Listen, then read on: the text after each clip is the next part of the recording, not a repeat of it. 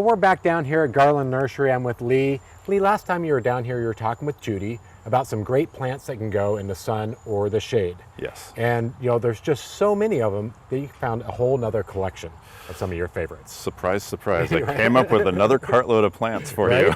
you. So do you want me to just get into it? Let's hop in and see what else. All right, so we'll start on this side. We've got a hydrangea called Ruby Slippers.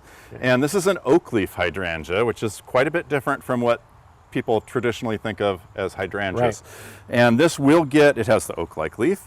It'll get a panicle-shaped flower that starts creamy white and ends up going ruby red. Oh, pretty. Later in the summer. In the full sun, the hydrangeas do require a little more water than they would in the full shade. Okay. So, make sure you give it some summer water and it'll look good. It'll have great fall color as well.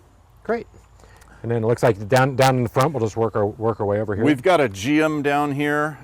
Those will grow in sun or shade. So this is Tempo Rose, Okay. But there are a lot of different varieties of geum that will work in sun or shade. In the shade, heavy shade, they're not going to bloom quite as well. The foliage will still look great, and they'll Nice. get a smattering of blooms. In the sun, they're going to be very floriferous. And it's another one of those perennials, you kind of deadhead them or prune it back, Yep. you might get a flush of bloom. Yep. So. Yep. Okay. Some of them actually have been bred so they'll continue to bloom all summer long if you keep deadheading them. Gotcha. So. And it looks like This is the Glossy Angelica, and it'll grow in sun or shade. In the sun, the green will fade out just a little bit. In the shade, it'll be just this dark, lustery foliage. And then the blooms are really cool on this, these giant blooms.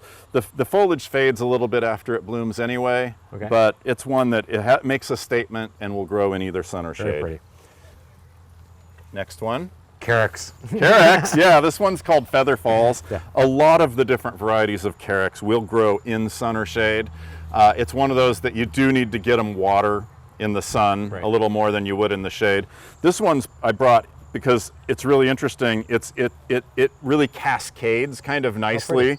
Longer foliage, curly foliage, looks great in containers or hanging out over rocks or that type of thing. And it's good year round too. It is, evergreen, yeah, right? and it's evergreen. Right. Yep. And it'll pop back to, it looks like an Itea. Yeah, there. this one's Itea Sweetspire. This one is Little Henry. And it only gets 2 to 3 feet high. The bigger ones, like there's a regular Henry that gets, 4 or 5 feet. And this is great because it gets flowers this time of year. Great fall color that hangs on for a long time. It will grow in sun or shade, a little fewer blooms, and the habit will be looser in the shade. Which is something important to remember as we're planting these, that your growth habit might be a little bit different in the sun or shade. Absolutely. I've got Tuscan Flame Nandina. Nandina I use quite a bit in designs where I know that it's going to be shady at some point in time, but it's full hot sun right now. They're really durable, great new growth on them, colored new growth, great winter color. This one gets 2 to 3 feet tall. It's deer resistant, fairly drought resistant once established. So it's a real tough plant. Gotcha. And it looks like a Spirea. This is a Spirea. This one is Betulifolia tor, so birch leaf Spirea tor. It blooms white this time of year. Will grow in sun or shade. It'll have fewer blooms in the sun, but the foliage will look actually better in the shade. Great habit, good tough plant. Do a lot of the Spireas handle sun or shade? Or yes, Spireas, quite a few of them will handle a good bit of shade as well. Okay. And then you like the nice golden, the Mexican orange? Yeah, this is Gold Fingers. So it's a newer variety to us here at Garland Nursery. And it has the gold foliage. In the heat of summer outside in the full sun, it will be very gold. If you have it in a shady spot, it'll be more of a chartreuse green. Okay. It's still beautiful, but definitely a change in colors depending upon the sun exposure. It looks like the foliage is a little lacier than what we've... Yes, the regular Mexican orange is going to have a little thicker leaf. Okay.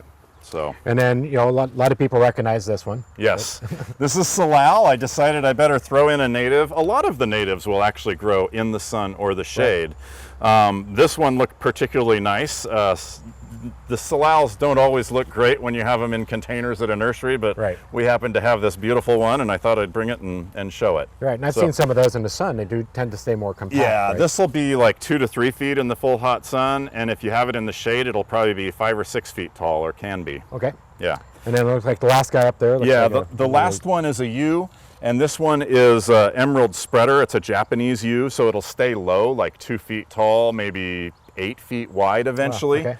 And it'd be a little richer green in the shade, a little lighter green in the sun, but does great in either. Very drought resistant, which is quite nice. You know, under trees in the shade, you're not going to have to water it much. Okay. So. And you commented earlier about the planting something in the sun versus the shade.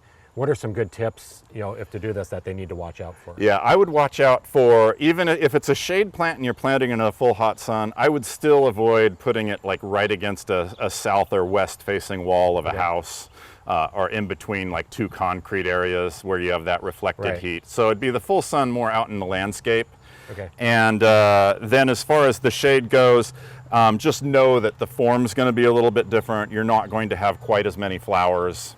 So, and will water needs? Water needs for the shade plants in the sun usually need more water in the summer to keep them looking nice and perked up. Yeah.